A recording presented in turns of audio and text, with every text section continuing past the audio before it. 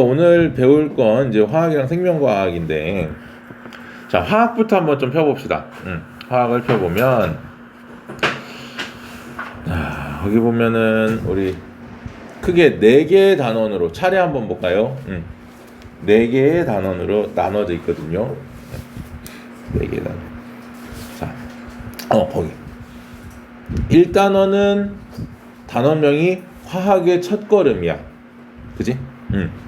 그럼 화학의 첫걸음이라는 건 말 그대로 화학에서 가장 중요한 기초적인 내용이다라는 얘기지. 자, 그래서 요 화학의 첫걸음이라는 녀석이 이 화학 모든 단원 중에서 가장 어려운 단원입니다. 그래서 선생님이 다른 단원보다 이 1단원은 특별히 더 신경을 많이 써서 수업을 나갈 거고, 특히나 요 단원 있지, 요 중단원 2단원, 요 단원이 무지하게 어려워요. 그냥 어려운 게 아니고 무지하게 어려워. 고3들도 2단원 때문에 화학을 포기하려고 할 정도로 실제로 굉장히 어려운 단원이 바로 이 단원, 여기 물질의 양, 요 단원이야. 그래서 수학적인 계산도 많이 나오거든. 그거 좀 잘 봐둬야 됩니다. 그래서 요 단원, 오늘은 여기 첫 단원 요거 나갈 거고, 자, 그래서 1단원이 가장 중요하고 가장 어렵더라. 2단원, 뭐 우리가 중학교 때 배웠었던 원자에 대해서 좀 자세히 나옵니다. 원자라는 게 나오고요. 요 원자의 구조, 요 단원은 중학교 때 배웠던 내용들이랑 거의 비슷한데 그거보다 당연히 어렵지. 그리고 전자가 뭐 어떻게 배치되는지 이런 것들. 그 다음에 요 중단원 2단원은 원소들의 특징들에 대해서 얘기를 해. 원자의 반지름이 어떻고, 그 다음 뭐 이온 반지름은 어떻고, 이온화 에너지라고 해서 이온을 만들 때 필요한 에너지는 어떻고, 이런 것들에 대해서 배우는 게 2단원. 이 단원은 상대적으로 1단원에 비해서는 좀 덜 어려워. 쉽다는 건 아니야. 그나마 선생님이 가장 쉽게 생각하는 단원이 요 3단원. 화학결합과 분자의 세계. 자, 여기서는 이제 화학결합, 물질들이 결합을 어떻게 하는지에 대해서, 그래서 뭐 이온결합, 공유결합, 금속결합이라고 하는 3가지 결합들이 존재를 하고 그 결합들의 특징, 그리고 우리가 중학교 때 배웠었던 분자들 있지, 뭐 예를 들면 물이라던가 암모니아 이런 것들 있지, 그런 친구들이 어떠한 특징을 가지고 있고 어떤 구조를 가지고 있는지, 그런 것들에 대해서 3단원에서 배울 건데, 3단원이 이 화원 단원 중에서 가장 쉬운 단원이라고 보시면 됩니다. 자, 마지막 4단원. 1단원만큼 어렵습니다. 어디가? 여기. 요 3의 산염기의 중화 반응, 여기가. 1단원만큼 어려워. 자, 그래서 대략적으로 한 3달 정도 선생님 생각을 하고 있어. 화학은 조금 더 걸릴 수도 있어, 생명과학보다는. 생명과학은 3달 정도, 화학은 그보다 조금 더 걸릴 수도 있는데, 한 번에 해서 끝낼 생각은 하면 안 돼. 고등학교 2학년, 3학년 친구들도 여러 번 반복하거든. 그러니까 여러분들은 더더욱 아직 어렵기 때문에 가능하면 선생님이 최대한 이해를 시키면서 넘어갈 건데, 이해를 했다고 해도 우리가 이걸 시험을 보는 단원이 그런 내용들이 아니기 때문에 중간중간 선생님 테스트를 보긴 할 건데, 뭐 학교에서 시험을 보거나 그러지 않기 때문에 여러분들이 공부를 충분히 하지 않으면 이 내용들은 그냥 흘려듣는 수밖에 없는 그런 내용들이 돼버릴 거야. 그래서 고등학교 2학년 내용입니다. 참고로 우리 3년을 앞서가는 거야 지금. 고등학교 2학년 내용인데 지금 해야지만 여러분들이 나중에 고등학교에 갔을 때 이 내용들을 따라가는데 무리가 없을 수 있는.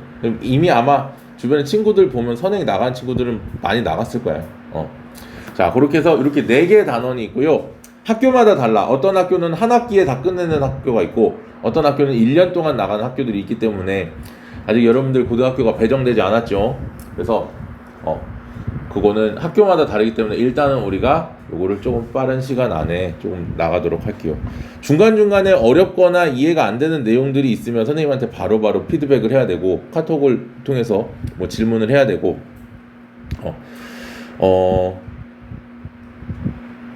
매우 중요한 겁니다. 특히나 여러분들이 그 메디컬 쪽이라고 하지. 소위 얘기하는 의대, 치대, 한의대, 수의대, 약대 요런 그런 쪽으로 가려면 당연히 이 화학이랑 생명과학은 상위권을 유지를 해야 된다. 상위권이라고 하면 1등급을 얘기하겠지. 1등급은 보통 한 학교에 많으면 3명, 적으면 2명 정도 나와. 내가 물리를 하지 않는 그러니까 물리를 수업을 하지 않는 이유는 물리는 인원수가 너무 적어. 선행을 해서 가는 건 좋은데 선택하는 친구들이 너무 적기 때문에 고등학교 때 선택을 안 하는 친구들이 오히려 많아. 미리 선행을 해놔도. 그래서 가장 많이 써먹을 수 있는 이 화학을 좀 먼저 나가려고 합니다. 자, 그러면 넘어가 볼게요. 본격적으로 우리가 1단원부터 나갈 건데 오늘은 조금 그래도 수월할 겁니다. 오늘 하는 내용들은. 자, 여기 앞에 있는 내용들을 여러분들이 좀 채워보시고요. 자, 1단원 화학과 우리 생활입니다. 선생님 필기해 놓은 내용들이 있는데 이 필기한 내용들은 책에다가 좀 따라서 써두십시오. 그리고 중간중간에 필요한 내용들이 있어. 메모로 필요한 내용들이 있어. 지금은 저기 없지만 그 포스트잇 있지.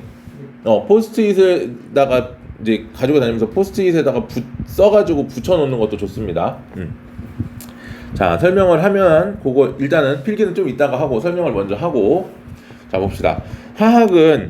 이 화학이라는 게 우리 생활에 어떠한 영향을 주는지 지금 그거를 얘기하는데 우리 생활에 화학은 빠지지 않습니다.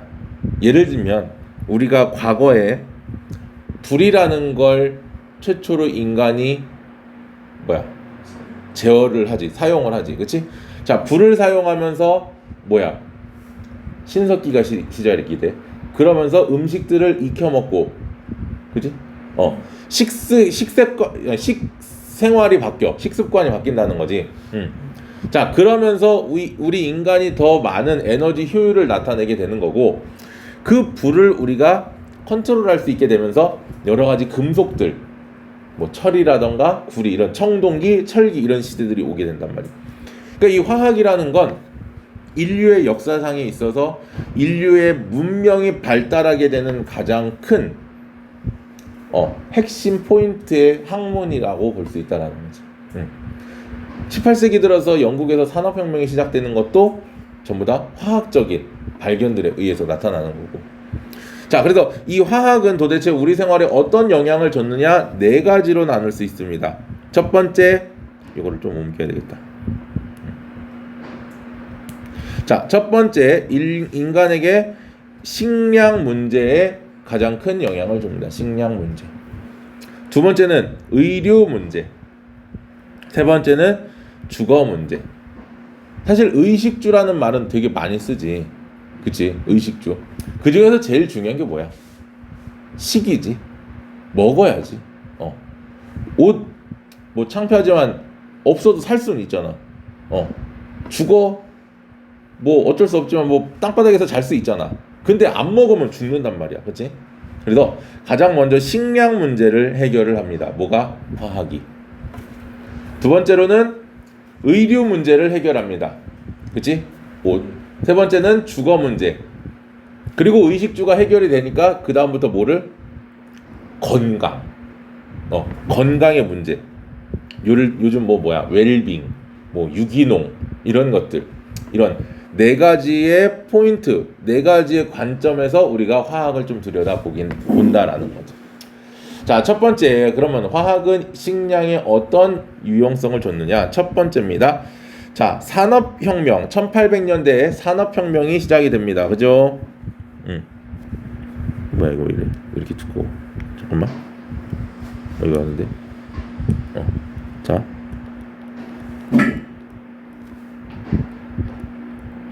1800년대 중반에 산업혁명, 영국에서 산업혁명이 시작하면서 에너지라던가 이런 자원들 개발하는 속도가 급격하게 증가를 해. 즉, 경제가 성장한단 말이야. 경제가 성장하니까 뭐해? 사람들이 먹고 살만해. 그러니까 어떻게 돼? 인구가 늘어나. 인구가 급격하게 늘어나. 그래서 인구의 급격한 증가가 나타나고요. 이 급격한 인구 증가가 인류에게 식량 부족 문제를 나타낸다라는 건 식량난이 나타나. 그럼 이 식량난을 해소하기 위해서는 농업이 뭐 해야 돼? 발달해야 된다라는 얘기지. 근데 문제는 그냥 심으면 잘 자라? 물론 심으면 잘 자라는 것도 있어. 그런데 대부분은 어떻게 인간이 가꿔줘야 된단 말이야. 농사를 지어줘야지, 그렇지? 그런데 이제 문제는 뭐냐면 얘들이 잘 자라려면 뭐가 있어야 돼? 거름이 있어야 돼. 그러니까 지금도 시골에 가면 거름으로 뭘 줘? 소똥. 그러니까 막 시골에 가면 고향의 향기 막 나잖아, 그렇지? 막 어느 구간 막 지나가면 막 그냥 향긋한 냄새가 막 올라와, 그렇지? 그때 막 이제 고속도로 막 창문 닫고 막 그게 뭐야? 동물의 분뇨야. 소똥이야, 대부분 소똥. 아니면 식물에 낙엽 같은 거 있지. 그런 걸 모아서 갈아가지고 이렇게 뿌리거나. 그게 이제 오래 걸리니까, 썩는데 오래 걸리니까 보통 어떻게 한 번씩 불을 붙여갖고 태워버리기도 하고. 그래서 식물의 퇴비나 분뇨 같은 자연에서 발생하는 천연 비료에 의해서 농사를 졌단 말이야. 과거에는. 농사를 잘 짓게 해달라고 어떤 일이 벌어졌어? 기후제를 지내기도 해. 왜? 기후제를 지내면 비가 오는 것도 좋지만, 비도 와야 되지만 비가 올 때 뭐가 번개가 치거든. 번개가 치면 식물이 잘 자라거든. 실제로. 자, 그래서 이 천연 비료에 의지하던 농업이 더 이상엔 한계가 도달하는 거야. 왜? 인류는 너무 늘어나는데 천연 비료로서 식물을 키우기에는 얘들이 자라는 속도가 쫓아오지 못한다는 거지. 그래서 식량 부족 문제가 발생을 해. 자, 그러면 자연에서 이 식량 문제들을 해결하기 위해서는 어떤 일이 벌어지느냐? 요거. 자, 옆에다가 좀 적어두면 좋을 것 같아요. 자, 인간도 마찬가지지만 식물들도 잘 자라는 생장이 일어나기 위해선 생장에 필요한 원소가 바로 이 질소입니다. 질소라는 친구는 뭐야?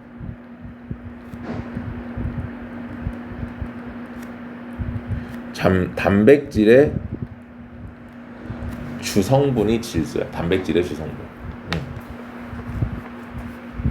자, 그러면 자연상에 있는 이 단백질의 주성분인 질소는 자연상에 무슨 상태로 존재하지? 기체 상태로 존재해요. 그렇지? 질소 기체 N2. 저기 이제 대기에. 그러니까 우리가 대기에 있는 이 질소들을 뭘로 많이 이용을 해? 과자 봉지, 충전재 이런 걸로 많이 이용하잖아. 맞아요. 자, 근데 이제 문제는 이 질소는 이 질소는 반응성이 적어. 즉 무슨 얘기냐면 이 질소는 매우 안정하더라라는 거. 매우 안정해. 그럼 이 매우 안정한 질소가 반응을 잘 안 한단 말이야? 얘를 반응시키려면 뭐가 필요하냐? 질소 고정 세균이라는 친구가 필요해. 질소 고정 세균. 그래서 이 질소 고정 세균이 무슨 역할을 하냐? 질소를 고정해. 나이트로젠 픽세이션이라고 불러 우리가 보통. 고정한단 말이야. 무슨 말이야? 생명체가 이용할 수 있는 질소를 포함한 이온 상태로 바꿔. 그게 바로 암모늄 이온이 된다는 거예요. 여기 나와요. 암모늄 이온. 자연상의 대기 상태의 질소를 암모늄 이온 상태로 바꿔주는 게 바로 뭐더라? 질소 고정 세균이더라.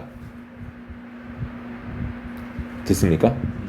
자, 또는 이 질소가 번개에 의해서, 번개는 굉장히 고압의 전압이 한 번에 빵 때리는 거야. 그러니까 어떻게 되냐면 이 번개 주위의 공기들이 순간적으로 팽창을 해버려. 열을 받아서. 그러면서 어떤 일이 벌어지냐면 이 질소 기체가 질산 이온이라는 형태로 바뀌어버려. 됐니? 자, 요런 과정. 대기 중에 질소를 암모늄 이온이라던가 질산 이온처럼 질소를 포함한 이온의 형태로 바꿔주는 현상을 우리는 질소 고정이라고 불러줍니다. 질소 고정. 이 질소 고정이 가장 중요한 과정이야. 왜? 이게 돼야 생명체들이 이 질소라는 원소를 얻어낼 수 있거든. 그래서 이 질소 고정에 의해서 만들어진 이 암모늄 이온은 질산화세균 또는 질산세균이라고 하는 녀석에 의해서 질산화 과정을 거치고 그 과정에 의해서 뭐가 된다? NO3- 하는 질산 이온이 되더라.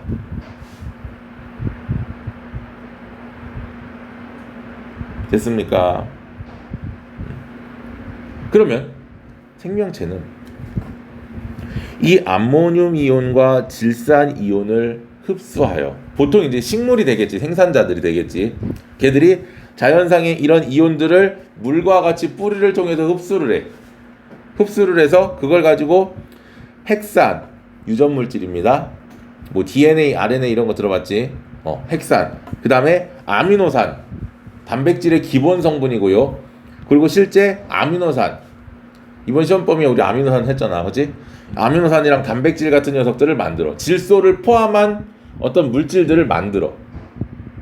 그래서 그 과정을 우리가 뭐라고 불러? 질소 동화라고 불러. 이렇게 질산이온과 요 암모늄 이온을 가지고 생명체에 필요한 이런 물질들 만드는 과정을 질소 동화라고 불러. 주로 식물들이 이런 과정을 일으킨단 말이야. 그럼 이 물질들은 식물이 만들면 그걸 동물이 먹고, 또 동물을 또 다른 동물들이 먹고, 생태계 안에서 얘들이 어떻게 돼? 계속 한쪽 방향으로 이동을 하겠지, 물질이? 그렇게 되는 거야.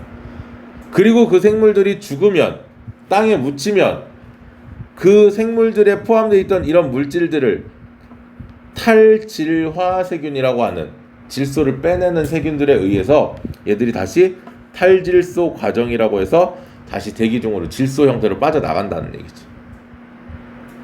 또는 탈질소, 탈질산화, 탈질화 다 똑같은 말이야. 그러니까 이게 자연상에서 질소라는 녀석이 순환하는 과정이라는 거지. 무슨 말인지 됩니까? 그러면 보세요. 생명체가 잘 자라려면 단백질이라는 게 기본적으로 필요하고, 그 단백질이라는 걸 만들기 위해서는 대기의 질소가 질소 고정을 형태로 나타나야 되는데, 문제는 이 질소 고정세균은 주로 어디에 많이 있냐면 콩과 식물의 뿌리에 많이 서식해. 뿌리옥 박테리아라고 하는. 또는 번개가 많이 쳐야 돼.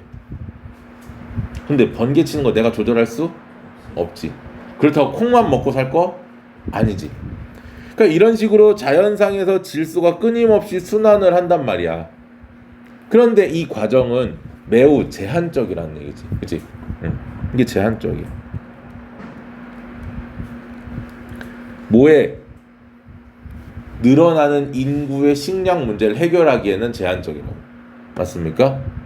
자, 그래서 이걸 가지고 뭐를, 안 되겠다. 야, 더 이상 우리가 이런 자연에서 나타나는 이런 것만 가지고는 우리가 식량 문제를 해결할 수 없겠구나 라고 해서 등장한 게 바로 화학비료입니다. 화학비료. 됐습니까?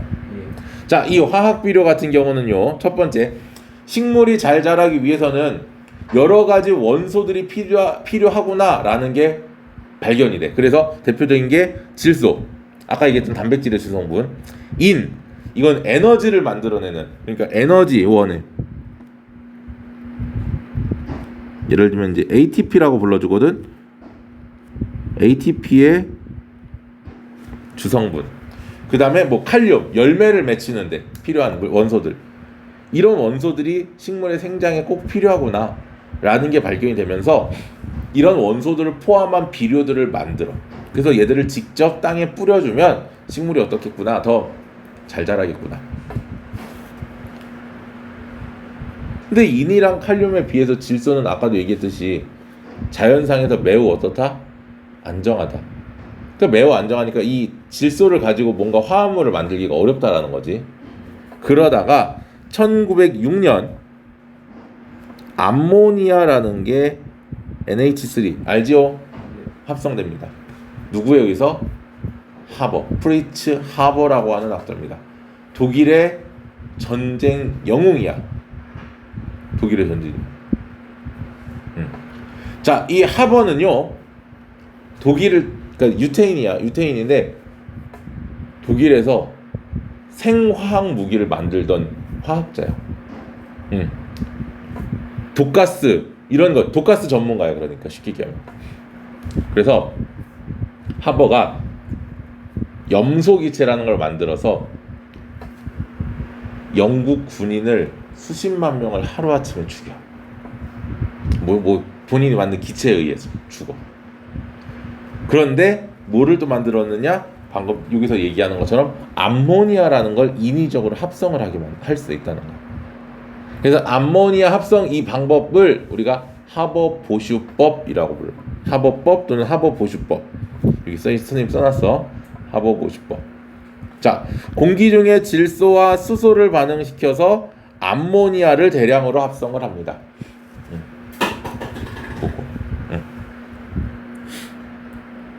근데 보세요. 질소는 우리가 분자식으로 N2다잉, 수소는 H2거든. 그지? 질소는 N2, 수소는 H2인데 암모니아는 NH3야. 맞아? 반응 전에 질소 몇 개? 2개.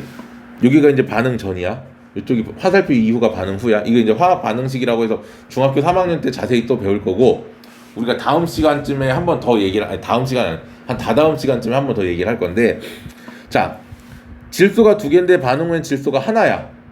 개수를 맞춰줘야 돼. 그래서 요 암모니아 앞에 2를 붙여준 거야. 선생님 이렇게 2. 그럼 질소가 2개가 되지? 반응 전에도 2개고, 그 다음 반응 전에 반응 후에 그럼 수소가 2개에 3개씩 2개 있으니까 6개지. 반응 전에도 6개가 돼야 되니까 수소가 3개가 있어야 돼. 그래서 질소 1분자와 수소 3분자가 만나서 암모니아 2분자가 되는 요 반응식, 요게 바로 뭐더라? 하버 보슈법이더라. 옆에 적어놨어. 질소와 질소는 서로 3개로 연결이 되어 있기 때문에 매우 안정합니다. 반응성이 작아요. 이걸 발견하니까 질소 비료를 통해서 식물들이 잘 자라게, 빨리빨리 자랄 수 있게 만들고, 그리고 그걸 가지고 생장 속도가 빠르니까 수확을 빨리 할 수 있는 거고, 빠른 수확을 통해서 뭐를 또 할 수 있다? 식량 부족 문제를 해결했다. 결국은 수십만 명의 젊은 청년들이 하버의 독가스에 의해서 죽었어. 그치만 전 인류가 이 하버의 암모니아에 의해서 식량난으로부터 해결이 돼. 따라서 고심 끝에 하버에게 노벨상을 줍니다. 노벨 화학상을 받아요. 자, 그리고 이 하버는 죽어. 자기가 만든 독가스에 의해 죽어. 그러니까 하버의 부인이 있었는데, 부인이 그 하버가 영국 군인을 수십만 명 독가스로 죽였다고 했잖아. 그래서 그거에 대한 죄책감으로 부인이 자살을 해. 자살을 하면서 하버에게 유언을 남겨. 더 이상은 이제 그런 독가스를 만들지 말아라. 근데 하버는 아내가 죽었음에도 불구하고 계속해서 연구를 해. 그러다 결국 히틀러의 유태인 말살 정책에 의해서 본인의 독가스에 의해 죽어. 안타까운 운명이지. 자, 아무튼 그렇게 해서 암모니아를 만들어낸다. 근데 문제는 이 암모니아는 뭐가 있어? 암모니아 독성이 있어. 그래서 우리 몸에서도 간에서 뭐했어? 요소로 전환하는 거지. 독성 때문에 그래. 그러니까 이 아모니아를 직접 쓰진 않고 얘를 어떻게 다른 원소들과 합성해서 써. 그래서 그게 바로 뭐더라? 화학 비료더라. 됐지요?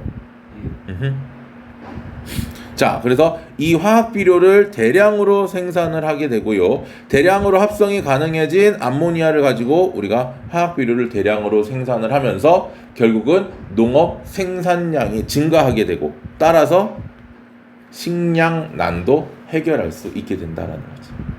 무슨 말인지 이해됐습니까? 그거예요. 이게 화학 비료를 개발합니다. 그러면 생산만 많이 하면 다 되나? 아니야.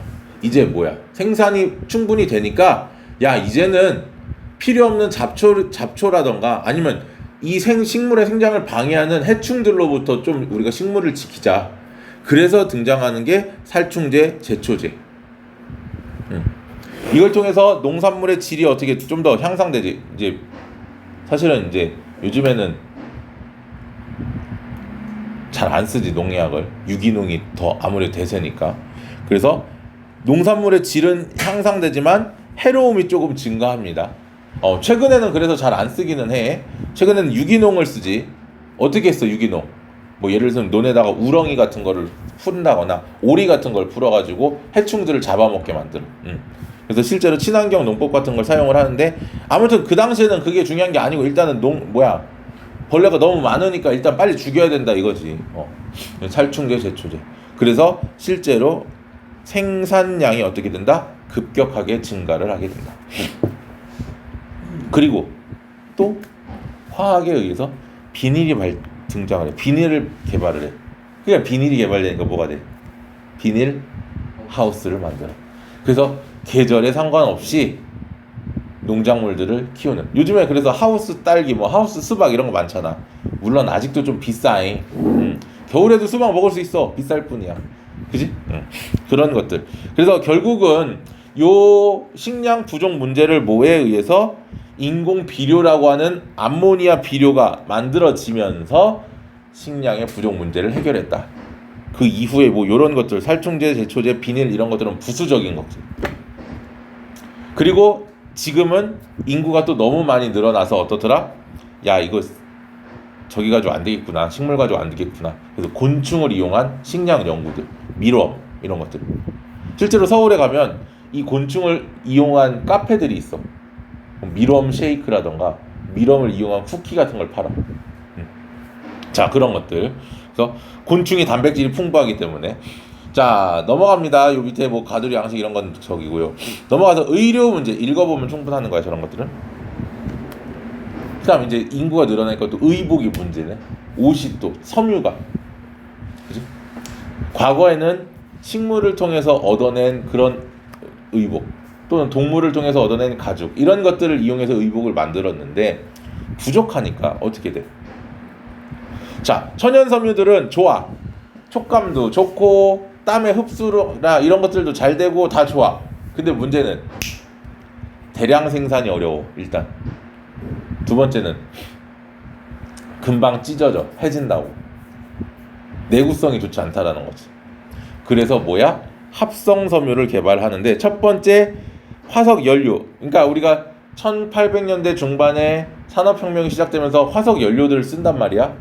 그럼 화석 연료를 사용을 하면서 뭐가 거기에서 나오는 찌꺼기들을 처리하려는 그런 기술들이 개발이 돼. 그 과정에서 섬유들이 만들어지는 거야. 그래서 이 화석 연료를 이용해서 질기고 값이 싸고 대량 생산이 쉬운 뭐를 이런 합성 섬유를 개발을 하더라라는 거. 됐어요.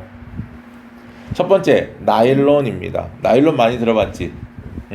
주로 이제 여성들의 스타킹. 뭐 요즘 뭐 스타킹 말고 레깅스 이런 것들도 나일론 재질들이 좀 많아. 근데 레깅스는 좀 다른 재질이고, 보통 나일론은 이제 스타킹의 재질, 아니면 저런 운동복 재질, 좀 질기고 잘 안 찢어지는 것들. 그리고 그 다음에 그 밧줄 중에 하얀색으로 된 이런 밧줄 같은 거 본 적 있어?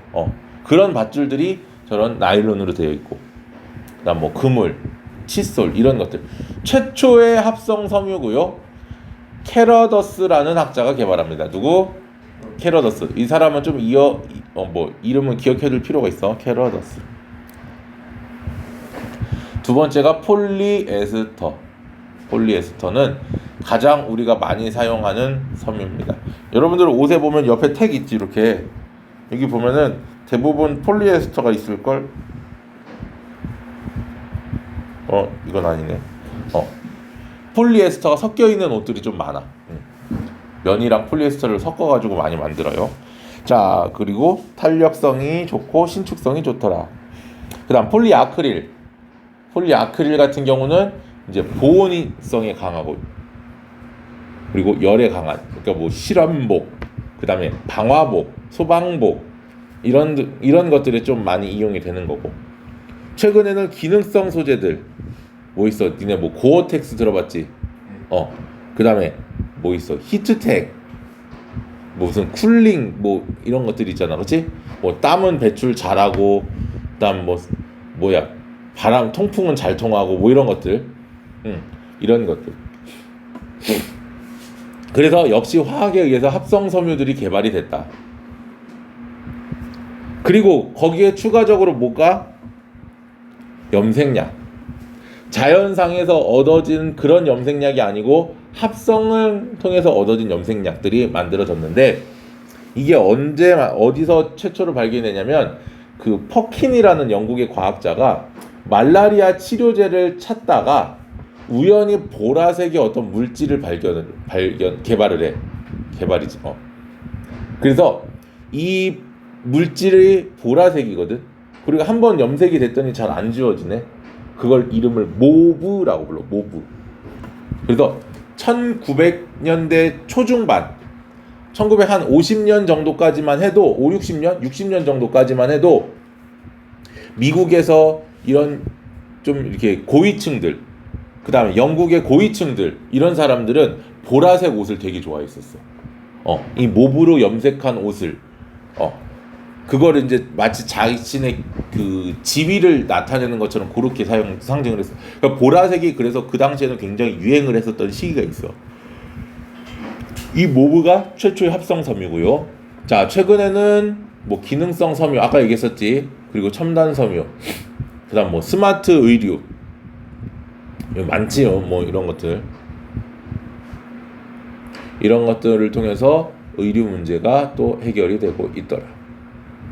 됐지용? 자, 세 번째 주거 문제입니다. 이제 인구가 늘어나니까 사람들이 살 공간들이 많이 필요하단 말이야. 과거에는 어떻게 보통 단층이야. 우리나라만 봐도 초가집, 기와집 튼튼하게 짓기 어렵지. 그러다가 어때? 인구의 급격한 증가로 똑같은 건물이라도 높게 지어서 사람들이 많이 살 수 있게끔 만들어야겠다. 해서 고층 건물들이 등장을 해야 된다라는 거야. 고층 건물이 등장을 해. 자, 이 주거 문제를 해결하기 위한 첫 번째 방법은 바로 화석 연료입니다. 자, 이 화석 연료는 조리, 그러니까 불을 떼는 거지. 그러니까 가스렌지 이런 것들, 이런 걸 통해서 난방으로도 사용이 되고, 그 다음에 음식을 조리하는 재료로도 사용이 되고, 그리고 이 합성 섬유를 통해서 또 하나 플라스틱이나 고무 같은 합성 수지 같은 녀석들이 만들어져. 플라스틱은 다른 말로 이렇게 불러주기도 해요. 수지라고 불러주기도 해요. 수지, 합성 수지. 자, 그래서 다양한 생활용품의 원료로도 이용이 된다. 맞습니까? 이때 자, 플라스틱은 두 가지 종류가 있는데요. 첫 번째 열가소성 플라스틱과 열경화성 플라스틱이 있습니다. 쉽게 얘기하면 열을 가하면 찌그러지거나 휘어지거나 모양이 변형되는 것들 있지. 그건 열가소성이야. 예를 들면 우리 페트병 같은 것들이나 또 뭐 있을까? 약한 그런 플라스틱들 있잖아. 그런 것들. 열 경화성은 열에 강한 거야. 그러니까 변하잖아. 예를 들면 후라이팬 손잡이라던가 아니면 콘센트 이런 멀티탭이라던가 또 아니면 뭐 있을까? 무슨 뭐 그릇 이런 냄비 이런 것 냄비는 아니고 그릇 같은 것들 이런 데는 열 경화성.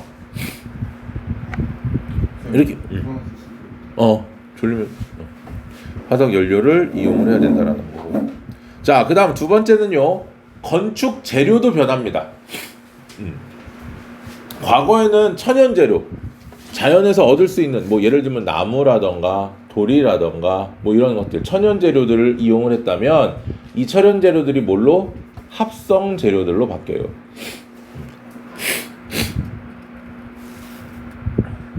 이제 건축 재료로 철이 이용되기 시작하지. 그 전까지는 철은 뭐에? 보통 무기로 많이 사용을 했었다면, 무기라던가 아니면 그 운송수단 정도로 사용을 했다면 이제 건축 재료로 튼튼하니까. 그래서 철은 철광석과 코크스를 넣어서, 자 여기 이제 다시 선생님이 적어놨어. 자, 철의 재련 방법입니다. 자, 요 용광로 안에 철광석 Fe2O3를 포함한 게 철광석이야. 그 다음 옆에는 SiO2 가로 열고 닫고 N개, SiO2가 N개 붙어있다 이 말이고, 그 다음 코크스는 탄소 덩어리입니다. C야 C. 그리고 석회석 CaCO3. 그래서 철광석과 코크스와 석회석을 용광로에 놓고 녹이면 첫 번째 어떤 반응이 일어나느냐, 이 코크스가 산소와 반응을 해. 그럼 원래대로라면 이 코크스 하나랑 산소 한 문자가 만나서 이산화탄소가 돼서 빠져나가야 정상인데, 그러면 이 반응이 아무것도 못 써. 의미가 없어. 그럼 코크스를 넣는 의미가 없어. 그래서 코크스를 넣어놓고 나서 이 용광로의 산소를 차단해버려. 산소가 들어가지 못하게. 그럼 이제 무슨 일이 벌어지냐면, 이 탄소 원자들이 서로 산소를 가지려고 싸우다가 하나씩 나눠가죠. 에이, 모르겠다. 너 하나 나 하나. 그래서 만들어진 게 바로 뭐야? 요거 CO. 이게 뭐지? 일산화탄소입니다. 일산화탄소. 자, 이 일산화탄소는 어디에 주로 이용이 됩니까?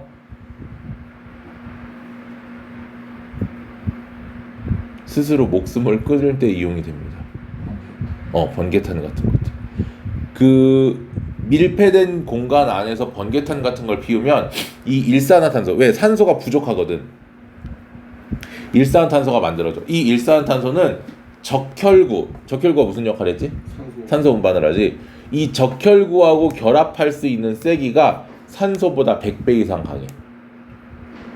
적혈구에 일산화탄소가 한번 붙어버리면 산소들이 붙을 공간이 없어. 안 떨어지니까. 그래서 뭐에 의해서? 질식에 의해서 질식사하는 거야. 아무튼 이 일산화탄소를 만들어내기 위해서 우리가 산소를 제한적으로 공급해주고, 그렇게 돼버리면 이 일산화탄소가 누구하고 만나? 철광석 내에 산화철 Fe2O3랑 만나. 근데 지금 여기 보면 산소가 몇 개 있어? 3개 있지. O3니까 일산화탄소가 3개가 붙어. 자, 요런 반응이, 자, 이 코크스의 산화 반응이 한 번 일어나는 게 아니야. 코크스를 막 수백 개, 수천 개를 넣는다고. 수백 개, 수천 개도 아니야. 사실은 어마어마한 양을 집어넣으면 만들어지는 일산화탄소는 역시 어마어마하게 만들어지겠지. 문제는 이 일산화탄소가 한 번에 2개씩 만들어지지만 2개씩 여러 번 만들어질 거 아니야? 그럼 거기서 3개씩 모아. 3개씩 갖다가 산화철이 뭐를 해? 반응을 해. 그러면 산화철에 있는 산소를 이 3개의 일산화탄소가 하나씩 똑똑똑 떼가. 그러면 Fe, 철과 3개의 이산화탄소가 만들어지고, 그런 과정에서 뭐를 만들어낸다고? 요 철이 만들어진다라는 얘기지. 됐습니까? 자, 요 슬래그 생성은 교육과정이 바뀌면서 빠지긴 했습니다. 그래서 탄산칼슘을 용광로에 집어넣으면 이 탄산칼슘이 열에 의해서 분해가 되면서 이산화탄소하고 CaO, 생석회라고 불러줍니다. 산화칼슘인데, 그리고 이 녀석이 철광석에 붙어있는 요 규산형 광물들, 돌성분들과 결합을 해서 이런 식으로 슬래그라고 하는 친구를 만들어내더라. 이 슬래그가 이 센 물 위에 둥둥둥둥 떠다녀.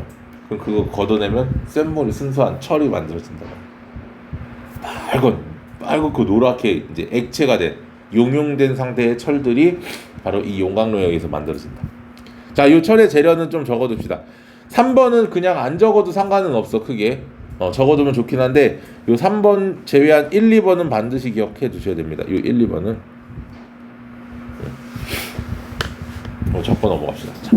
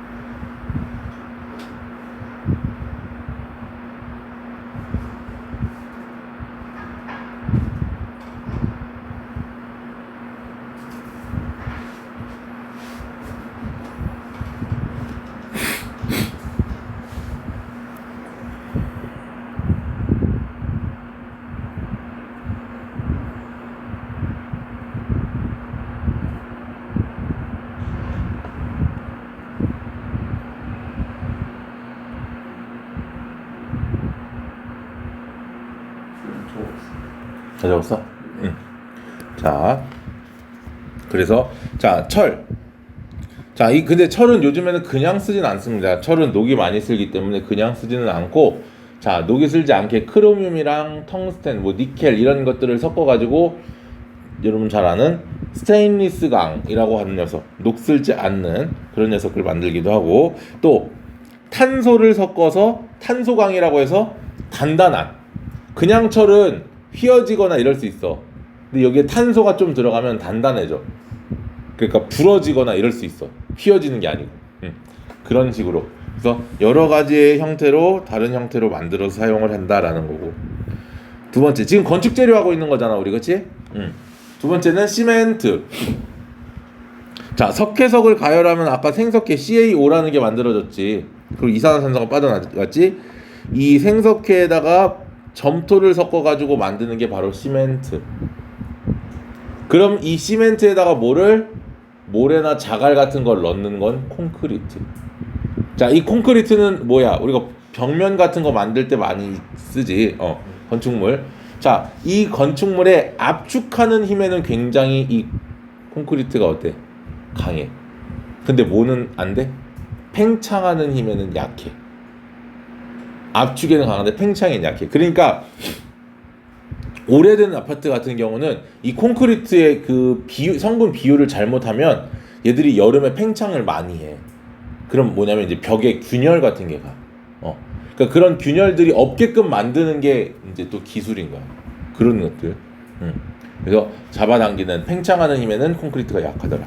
그래서 이 콘크리트 자체로만 쓰진 않고 최근에는 어떻게 돼? 콘크리트 사이사이에 철근을 박아놓지?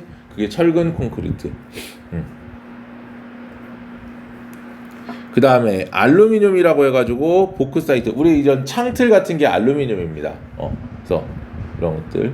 최근에는 근데 이 알루미늄 창틀 잘 안 쓰지, 이것도. 뭐 요즘에는 뭐 워낙 좋으니까. PVC로 된 그런 뭐 하얀색 창틀 같은 거 많이 쓰지. 샤시 이런 거. 알루미늄 같은 것들. 그리고 유리도 요즘에 뭐 종류가 뭐 워낙 많지. 그냥 일반 유리 말고 무슨 뭐라더라, 물방울처럼 생긴 유리들 막 이렇게 안에 막 반투명하게 보이거나 막 흐릿하게 보이는 이런 것들 있잖아, 그렇지? 이런 것들. 그래서 이런 것들 외벽이나 창문에 쓰이는 게 바로 유리인데, 그래서 그 유리는 장점은 뭡니까? 이뻐. 단점은 빛이 반사가 많이 되고 단열 효과가 좀 떨어져. 그러니까 최근에는 단열 효과를 높이기 위해서 2중, 3중 창으로 만들고 그렇게 되는 거지. 그다음 스타이로폼이라는 거 뭐 다 알죠? 우리가 보통 얘기하는 스티로폼인데 얘들은 단열재, 열이 바깥으로 빠져나가는 걸 막는 역할을 한다라는 거고. 그다음에 요즘에는 뭐 폴리우레탄이라고 그래갖고 그 스프레이처럼 이렇게 칙 쏴. 그럼 얘들이 이렇게 부풀어 올라. 부풀어 오르면서 뭐가 되느냐면 얘들이 단열 효과를 만드는 거야. 이런 것들 폴리우레탄도 있고. 그다음 페인트 같은 경우는 벽의 손상이라던가 아니면 뭐 금속을 코팅하는, 금속 코팅이라기보다 금속에 녹슬지 않게끔 이렇게 칠을 해주면 얘들은 건물을 꾸미는 용도로도 이용이 된다라는 거죠. 자, 이걸 가지고 우리가 미래의 주거 문제도 해결할 수 있더라. 그 다음 넘어가서 건강 문제입니다. 건강 문제는 자, 아스피린이 개발이 됐어요. 호프만이라는 학자가 버드나무 껍질에서 살리실산이라고 하는 녀석을 추출을 해서 아스피린이라는 합성 의약품을 만들었는데 얘들은 진통 해열제로 많이 이용이 되고요. 우리나라 같은 경우는 이 아스피린이 약국에서 처방전을 받아서 사야 하지만 미국 같은 경우는 이 아스피린은 슈퍼에서도 그냥 파는 일반적인 영양제 같은 느낌이라고 보면 돼요. 그 다음 두 번째는 페니실린입니다. 페니실린은요, 플레밍이 푸른 곰팡이 주위에 세균들이 자라나지 못하는 걸 발견을 해.